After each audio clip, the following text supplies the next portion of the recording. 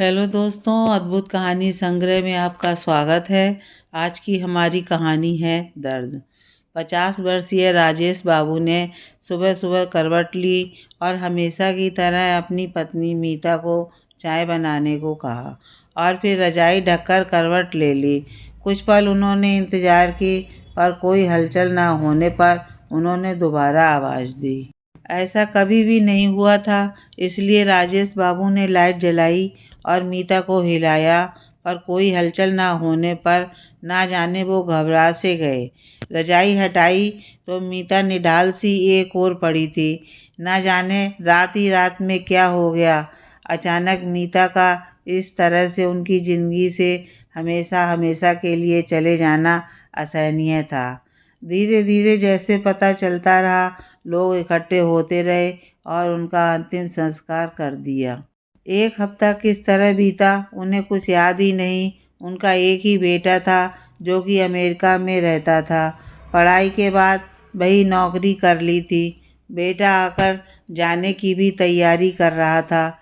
उसने अपने पापा को भी साथ चलने को कहा और वो तैयार भी हो गए, पर मीता की याद को अपने दिल से लगा लिया था। अब उन्हें हर बात में उसकी अच्छाई ही नज़र आने लगी।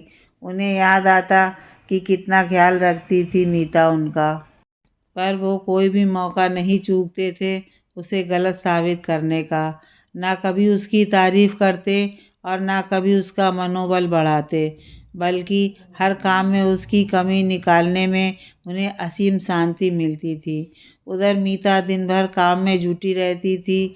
एक बार जब काम वाली बाई 2 महीने की छुट्टी पर गई थी, तब भी मीता इतने मज़े से सारा काम बिना किसी दर्द और सिकन के आराम से गुनगुनाते हुए किया करती।